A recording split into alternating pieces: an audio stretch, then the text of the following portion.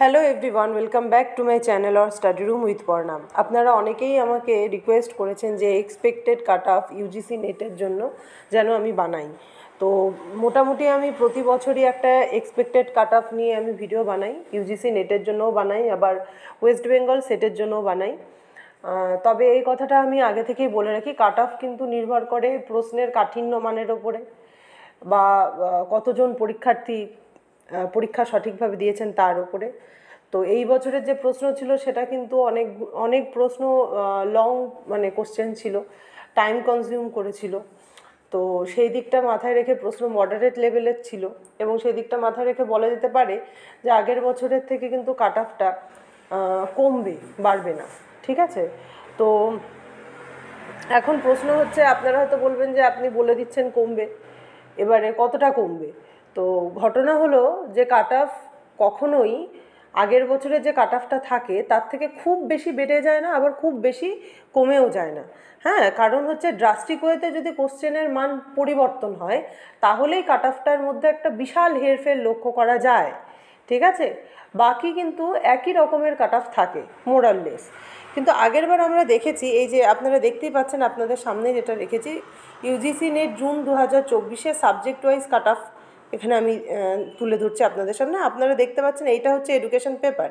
এডুকেশনে unreserved ক্যাটাগরিতে JRF গিয়েছিল 218। হ্যাঁ, এই যে আপনারা দেখতে পাচ্ছেন এটা জেআরএফের মানে এটা কলাম। তো এখানে আপনারা দেখতেই পাচ্ছেন 218 পেতে হয়েছিল আনরিজার্ভ ক্যাটাগরিদের জিআরএফের জন্য। এইবারে আশা করা যায় যদি আপনারা এই মোটামুটি 200-র ওপরে রাখেন, 200 থেকে 210-এর মধ্যে রাখেন নাম্বার, তাহলে আপনাদের কিন্তু আনরিজার্ভ যারা রয়েছে তাদের কিন্তু জেআরএফ হয়ে যাবে। ঠিক আছে? 200 থেকে 210। আচ্ছা, 190 ছিল জেনারেল ক্যাটাগরিদের যে নেট পাওয়ার জন্য, সেইখানে আমি বলছি 180 থেকে 185।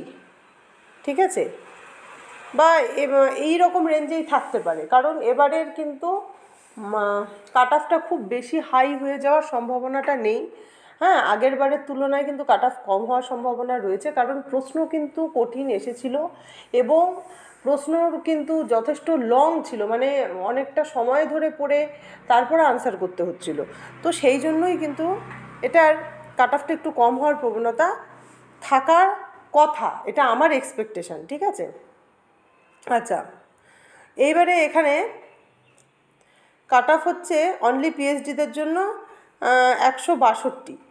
এটাও একটু কমে গিয়ে ওই 150 থেকে 160 বা এরকম কিছু থাকবে। ঠিক আছে? এরকম আপনারা ধরতে পারেন, 150 থেকে 160 এরকম এর মধ্যে যদি থাকে তাহলে অনলি পিএইচডিটা হয়ে যাবে। এবারে সিমিলারলি আমরা ওই বলতে পারি যে ইডব্লিউএস, এসসি, এসটি এদের ক্ষেত্রেও ওই মোটামুটি কিছুটা কম কাট অফ হিসেব করে নিলেই আমরা কিন্তু এখানে রেশিওটা ক্রিয়েট করতে পারবো। যেমন এসসিরা আগের বার 190-এ জিআরএফ পেয়েছিল, তাহলে সেই ক্ষেত্রে এখন আমি বলতে পারি 180 থেকে 85 পেলে এসসিরা কিন্তু 180 থেকে 85 পেলে আমার এক্সপেকটেশন অনুসারে এবছরে এসসিরা জিআরএফ পেয়ে যাবে। ঠিক আছে? আচ্ছা, এখানে দেখা যাচ্ছে যে নেট ছিল 158-তে এসসিদের। ঠিক আছে? এবার সেটাও আমি বলবো ওই 150 থেকে 155 এর মধ্যে নাম্বার থাকলে এবারে নেট হওয়ার সম্ভাবনা রয়েছে। ঠিক আছে?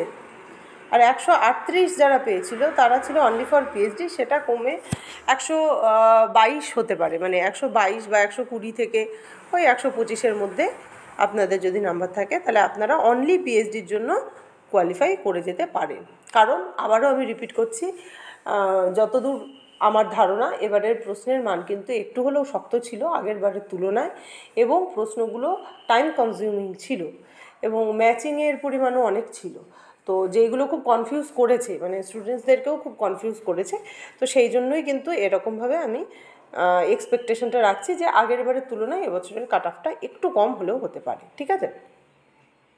এসটি যারা রয়েছে তাদের যেমন 192, ওই এসটিদেরও ওই মোরাললেস 185-র মধ্যে থাকলে পরে আশা করা যায় যে এসসি এবং এসটি এরা এবারে জিআরএফ পেয়ে যাবে, ঠিক আছে।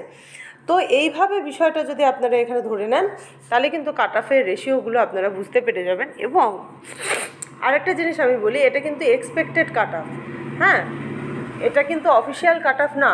অনেকে, আমি প্রতিবারই ভিডিও বানাই, এবার অনেকে বলে যে আপনি আপনার মতো বলছেন। আরে আমি তো এক্সপেকটেশন আমার রিগার্ডিংই বলবো, তাই না?